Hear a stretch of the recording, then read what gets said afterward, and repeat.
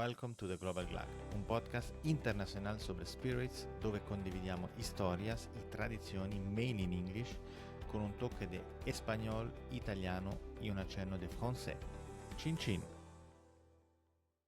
Hello and welcome back. A new episode of the Global Glug. Today I'm with Franz Sydow. I'm connected from Switzerland to Aruba today. We are on the ABC Islands. Franz, welcome. Thank you very much for your time. How are you today? Hi Renato, how are you? Very well. I know we have some quite different hours from Yes. Aruba to Switzerland, but it's working perfectly fine. I'm here. I was supposed to do this by the beach, but I decided, no, I'm not going to make people hate me so early. Yeah. I invite you now. So here it's raining today. We don't. It's Switzerland. You know what so I mean? it's still That's exactly what I want. It's spring, but it's still kind of, it's not always the best time. Anyway, yes, so I met you, not really met you, so you met us, basically our business, Rum and Chocolate, so Caffè Lunatico experience in Cartagena. You have been to our experience, the rum and chocolate tasting, and I wanted to take advantage that I had your number to make this conversation with you. So first of all, I just wanted to ask you, how was the experience, the rum and chocolate tasting? Did you have fun? Or? Yes, Renato, it was a lot of fun. Indeed, I also love rum and chocolate. So whoever's in this route of either rum or chocolate, and if you like both, this is the way to go. And I really recommend Lunatico. We had a really nice experience. We just turned you earlier with our guide, and she really knew very well her material. The journey, it's well planned. So you start from some people don't know what rum Of course comes from, and so you need to explain the basics and taking that step and going through the experience and then mixing it with the rum and the comparing, especially because you explain very well the rum in Colombia, basically because you're using, obviously you have enough to cover in Colombia to make it very interesting, not only the rum but a local chocolatier or chocolate maker in Colombia. So both excellent quality and I think we were 11 or 12. We were full. The table was Yes. completely full, and everybody had fun. And we asked around, so it was really I would recommend this for sure. I'm happy that you enjoyed it. And by the way, Luz, the lady who gave the rum tasting, she's also Rommelier, and she's the first female Rommelier of Colombia. So, and That's why. she's really likes her job, and she has, as you said, she has a lot of passion, and she's also, of course, proud, showcasing what Colombia, the country, has to offer. And I'm happy that you had fun, and You had a good teacher. Yes, we are really very happy, and she also likes rum, so this is also important to It makes it easier. transmit the passion. Yeah. So about you, Franz, so you are originally, I'm not sure, I think I read something on your website, so we are talking about your rum, Papiamento Rum, and so I wanted to ask you first of all the origin of the name of the rum and the origin of you. So I know you are not from Aruba, you are, I think if I'm correct, you are from Venezuela. Can you maybe just tell us how come four guys are doing rum in Aruba? Aruba, yes, tropical island, but it's not a big island, so I imagine you cannot really grow that much sugarcane. No. Can you maybe just tell us Absolutely. the history? Absolutely. So I was originally from Venezuela. I was born there. I went to the States for school, and then after I graduated, I went back to Venezuela, and a couple of years later, and that was 30 years ago, I came to Aruba. So I've been in Aruba 30 years. Half of my life has been here in Aruba. Sorry, I have a question. Is Aruba Dutch? It is. It's part of the Dutch kingdom, although it's an island that has its own, it's like Puerto Rico, like with the United States. Mm-hmm. Yeah. So it has the laws of the Netherlands national, and this is where the Papiamento comes, because Papiamento is the local native language. So and it's a mix of Spanish, English, Dutch, Portuguese, and Afrikaans. So it's a very mixed language in a way, and that's why we decided to go and resemble our rum based on our language. And so we created a blend of 5 different rums. So it kind of it resembles then the language Papiamento. So that's basically, and it's a family business. So we're 4 brothers that we joined the business, and my longtime partner Alfonso is also with us in this journey. And we are all, yes, I was born in Venezuela, but I lived in Aruba, I would say, most of my life. So it's Okay, yeah. I have a German father, and my mom is from Venezuela, so we're kind of a little bit of international, if you will. Okay. And so you decided to move to Aruba, and why rum? I mean, of course, you are Venezuelan, so maybe it's in your blood. Yeah. But yeah, how did this idea start? Because I think it's pretty young, your company. I think it's 2017. Is that correct? It is. It is. We started 2017. Prior to that, as you say, since I'm from Venezuela, we grow a lot of sugar cane and we drink a lot of rum. That's what we drink when we're, at our adolescence and, in high school, and then after that. So it's our national drink, if you will. And also I'm from Barquisimeto, Venezuela, even greater, because that's where Diplomatico is from. So I'm very close to the Diplomatico family. Now, of course, they sold the brand, but now the DUSA, Destilerías Unidas, still very close to us. They were so close, I used to work in hotels, and he used to be the owner in Barquisimeto, and I used to host all these bartenders and people from the industry. That when they were going to DUSA, they would stop at the hotel that I was the general manager for, so I was very familiar with Diplomatico. And we started a small company before Papiamento that we still have, the wholesale and wine and liquor, but we distribute Diplomatico here in Aruba. So the idea, that's where the idea came from, because when we started with Diplomatico, we wanted to do a branch of Diplomatico in Aruba. So we wanted to make a rum by Diplomatico. That was the original idea. Diplomatico at that time, in 2017, they were going through changes and they were going through the buyout, and there was some clause that they couldn't actually reveal. So there was no way that we can actually do this joint venture or this experiment together. So we decided just to do it ourselves, and Diplomatico, obviously, we know the story afterwards. So we decided to open that here in Aruba. And as you say, it's a small island, so there's no much, although we grow sugarcane here, we have a little farm, but it's not enough to produce the rum. So, but Aruba is very good with the temperature. So it's here 84 degrees all year around, not too much rain, a lot of sun. Yeah. The humidity level is very high. So it's actually something very interesting for rum aging or for any spirits that you want to do that, in hot weathers. So that we knew we had good, and we also have very good water, because our water comes from a desalinization plant. So we have enough water from the sea, but also we do osmosis inverse in all of our water that we drink in Aruba. So we have very pure water, which is very, very good for distilling. And so you decided to open the business, but at the beginning I read also that you couldn't really get the rum. I mean, you couldn't get the sugarcane, you couldn't produce rum from sugarcane. Right. So at the beginning you decided to buy it from, is that correct, Panama? Is that possible? Yes, it is. Okay. It's Panama. So we Panama?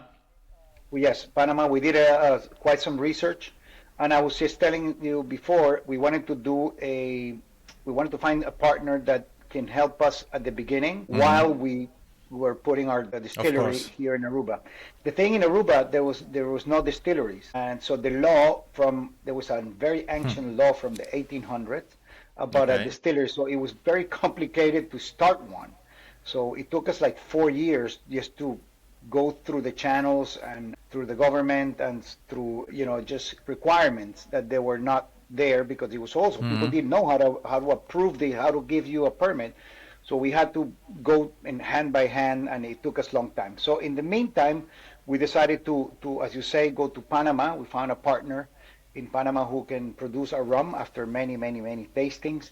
We decided just to look for these blends, as I was saying with Papiamento, and we found a partner who carries this amount of blends of alcohol, and we created our own brand, our own rum. Yeah. So we started with Diplomatico Reserva. We wanted to Diplomatico with Papiamento Reserva. I have Diplomatico in my head because they're that same company that we have, it was referred by Diplomatico. So there's a Diplomatico has a plant also in Panama, as many others. Yes. Companies from Venezuela, Santa Teresa. It's a bottling plant they have, Diplomatico. It's a bottling, in Panama. indeed. I think but the relationship, we took advantage of the relationship, yes. Mm-hmm. It's also because I think they have to, it's a strategic move. Diplomatico had to move it outside of Venezuela because maybe of the international situation, the sanction maybe. So they decided to move to Panama, correct, which is an international country. It's the center of America, so it's easy to ship from everywhere. That is absolutely right.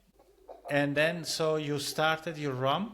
And how are you aging it on place? You are aging it, so you buy the rum from Panama, you age it on place in Aruba. How do you age it? What type of barrels? Have you something special, or it's mainly maybe bourbon barrels you use? We use both. We use for our first rum, it's all based with the ex-bourbon barrels, and we have two of our products now, or of our brand, that we finish in cherry cask. Okay. So we get that little touch of cherry that for our reserve, and for our XO we use that. For the Carnival and so for the Carnival only we use the bourbon, only bourbon cask, ex-bourbon. And then for the other two we use both. So we do double aging. So we do an ex-bourbon and then we use cherry cask. Okay. And what is your market? Are those the average Arubian, do you say Arubian? Aruba citizen drink? Yeah, indeed. Arubian citizen drink a lot of rum, or how is it going? Is it maybe mainly more for exporting, or how can I imagine? It's a mix, Renato. It's we get a lot of tourists on the island, so our island is 100,000 people live here, so 100,000, okay. and we get from cruise ship and overnight stay almost 2 million tourists a year. It's huge. So it's huge. It's overwhelming, and 80% or 85% are Americans, U.S. Yeah. We get also some Canadians and some European, but the majority is United States. So we deal a lot. I would say 80% of our sales comes from tourists, and 20% are from locals. There is a culture of drinking rum in Aruba, but not really good rum. It was just pure alcohol with flavors and very sweet. So spicy rums, white rums, but there was no actually aged good rum that was produced. So we were the first company to start a let's see, a premium rum or a real rum on the island.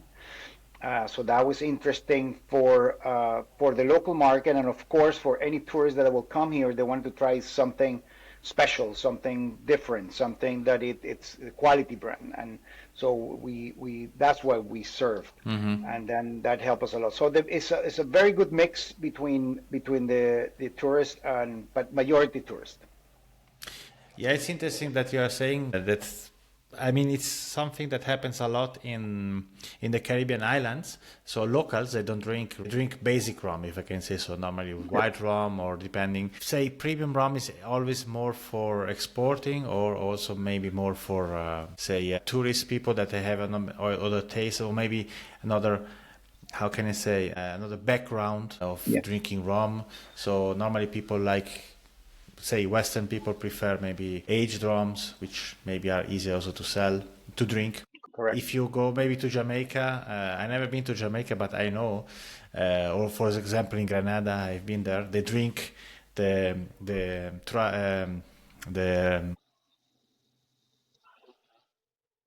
Yes. like shots. I mean, this is really, of course, it's for locals. It's maybe cheaper, and they don't care about Yes. aging. So this is a good market you have.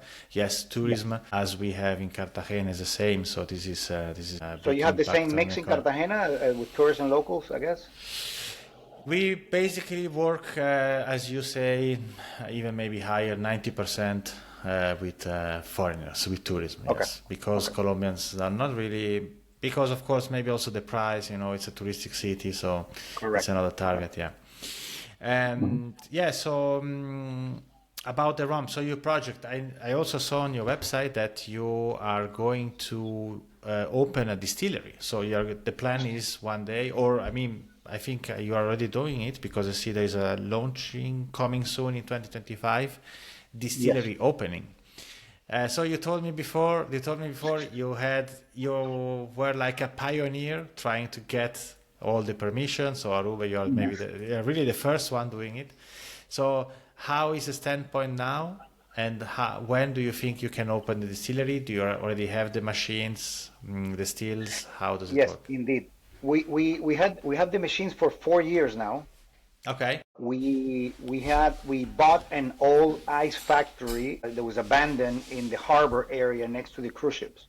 Yeah. And that was like 25 years abandoned, so we decided to remodel, keep the spirit of the ice factory because it was the first ice factory of Aruba, so there was a lot of sentiment and history for the locals. So we wanted to actually stay with that feeling and people remember. Then, as you say, when we waited those 4 years, another small distillery opened in Aruba, which was actually really good because then they also broke the ice and it was easier than when now we got our permit. It wouldn't be even tougher. So they kind of went ahead and they opened a very small distillery on the island. But yes, we do have our machines here. We are almost ready to start. We're waiting for the company, the electrical company, to finish to give us power. Now we have only solar power and batteries, but that's not enough. I mean, we operate, but we're operating with the product that we're getting from Panama and bottling here in Aruba. So we're just waiting for that. So hopefully in the next 2 months, we will start producing our own liquor because we also have a vodka and we have rum. That's the two products that we carry. Okay. And we only going to be doing products based out of sugarcane. So our vodka basically it comes from sugarcane. So it's a sugarcane vodka, which is very interesting because it's selling very good actually because they see, of course, that it has some nice properties that the vodka, including that it out of made sugarcane. Of course, there's no gluten, as many vodkas are, and we also have you using obviously the water from the Caribbean. So it's quite different. We're doing different things, and we're doing now. We're bringing those blends with special casks with the aging. Here, our warehouse is next to the like 20 meters away from the sea, so it's very breezy in Aruba. I don't know if you heard, but it's a lot of wind, and those winds hit a lot in our warehouse. So you see when you go there and you feel the cask. It's salty. It's really interesting how, and I was always curious to see how that affect the flavor. And we had now some 3 or 4 year cask that been there, and those older one really has some effect in the rum. They're minor, but if you really go and do a tasting of it, you will see that there is some notes of a little sea breeze there, if you will. Just a little bit saltier than any other rum we tried. So. And I imagine also the angel's share is quite high. Very high. Okay, so you lose a lot. This is bad news. How do you manage it? I mean, you have the barrels, say you fill it, and how does it work? How can you keep? I never know exactly how you keep it exactly. I mean, you have to do something because if you lose too much liquid, you are losing even more. So what is exactly the technique that we use? So we do two different things. For the special cask that we're aging these longer rums, we actually don't do anything to it. We just let it go, and then we use what's left, and of course we have to charge for it. So we of have course. some exclusive rums that we charge for that price. For the younger ones, we don't put in a year to our rums because our rums are blends. So we use different blends from different years. Okay. So we decided not to, although in the back we say up to how many years we use, we don't tell the percentage of each of the years, but it's a blend. Yes, So those that we use blends, we top it off with the younger rums. So so that's why it becomes a system that it's very interesting, and that we always say that our rums are blends, so it could have anything could happen in that blend. So we just keep it simple in that sense. And so you say you're going to produce rum with your still. What raw material are you going to use? Are you going to import molasses? Are you going to? Yes, we're gonna start with molasses, and then we're gonna start experimenting. Yeah. Probably use the honey or use some other byproducts, but it's now the fun starts, I think, for us because Yeah, exactly. This is the creative. the creative party is just I cannot wait. I'm already very excited. I've been to many distilleries. I'm trying to get prepared because it's going to be the first time we're going to be distilling. We've been doing blendings, we've been doing aging, but now we're going to start distilling. So that I'm very excited. So molasses is basically our first batch that we're going to try and see how that goes. Can I ask you where you're going to buy molasses? Do you have Venezuela. Venezuela? Okay, yeah. Okay. Yes. Yeah. Remember, we're 20 miles away from the coast, so there's plenty there. So we're gonna try. Very familiar with that molasses, so we're gonna do that. And who is doing the first runs? Is it someone you said you are four brothers? Who is the one who is the most? How can I say the one who knows more? Well, it's just me. Okay. Because my brothers are one lives in Mexico. He's basically he's the CFO. Okay. Then another brother lives in Dallas. He's the CMO, the marketing officer. Then my other brother is a lawyer, so he takes care of the legal part, and I'm the one doing operations and sales in Aruba. So it's I'm putting different hats in the morning, in the afternoon, and night. You know how this is, right? It's a full-time job. Okay, nice. So you're going to experiment and curious. I would like to taste, of course, your rums one day. If someone is listening from the United States, where are your rums available? I mean, of course, in Aruba, other places other than that, maybe in the States or in Europe, maybe more difficult. Yes. So when we started bringing the rum, we decided to do a little experimenting, doing some exports, and we got our products into the Nordic countries. We found a really good distributor there that used to distribute Diplomatico, and they were looking for a rum. So our rum is very similar in a way. You can tell they're like cousins. And actually, our blend, we wanted to actually, our guide to do a rum was Diplomatico, and we wanted to make it just a little bit less sweeter than the Diplomatico Reserva. And so we guide ourselves into that and doing a little bit. So they look for us, so we have it now in Nordic countries. In United States, we have it on a web page called Passion Spirits. I don't know if you heard of it.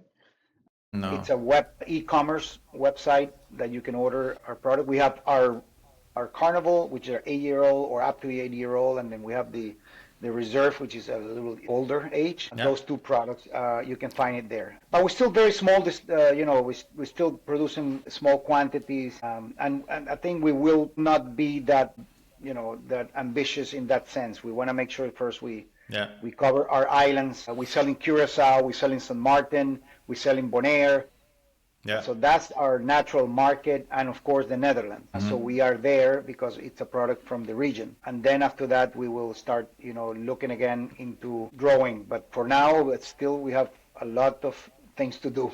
Yeah, and it's amazing that now it's going to be your creative part. So you have to work harder because I think it's not easy. Once you have a still and you have your molasses, you have to find the recipe. It's really something that it's going to take a lot of time, and certainly you will have some batches which are you will have to throw them away. So I mean, Correct. it's nice, and you will also maybe try it with different barrels. How is it? How is it to get barrels? By the way, in Aruba, is it easy to get?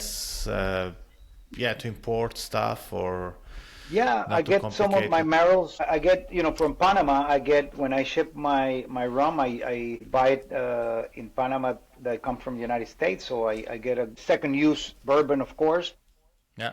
and the one from the cherry cask. Also, the same company that brings from Spain, from Jerez. I get it from them.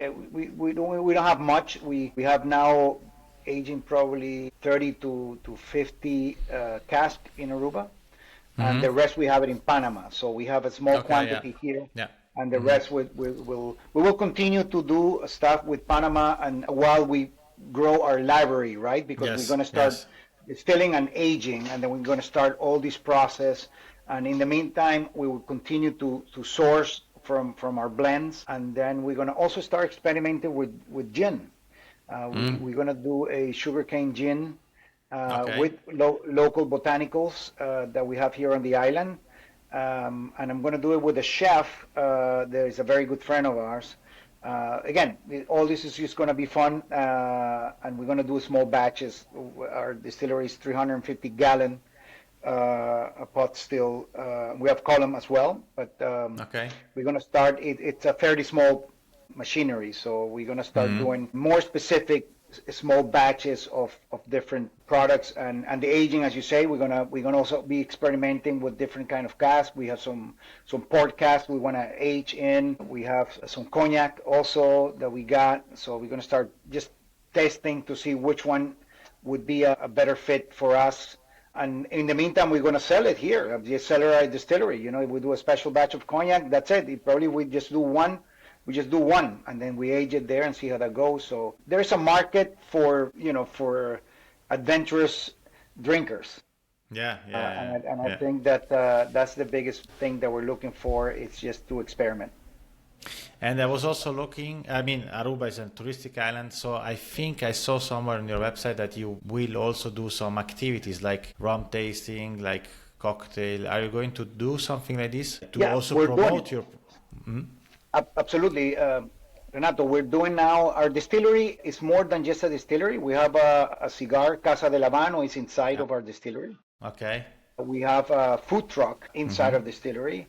We have a chocolate making inside of the distillery, so we make our own chocolate with our local special. We use our sea salt. We use our Madame Janet, which is our spice, our habanero. So we use that. We use the local chemeruco, which is a Caribbean cherry.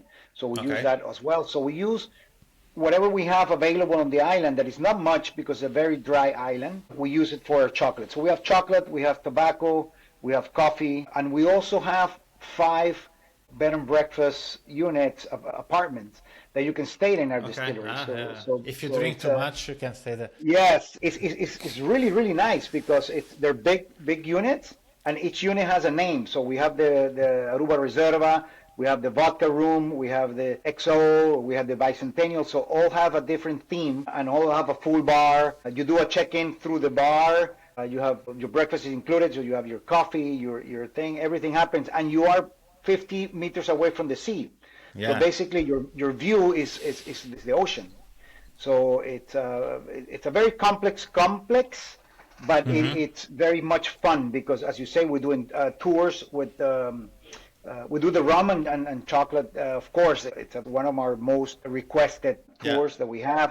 And then we have a mixology class. We have also different tastings from different products. If you want to do a VIP tasting with the most upscale rum that we have. If you want to just have the basic tasting, we do that. We have a bunch of stuff. We're very creative. Yeah. We try to do something different and just incorporate people and teach them how to drink rum. I'm trying to do a conversion, and you probably are too, on the rum drinkers from not from United States, but from here and probably in the other Americas.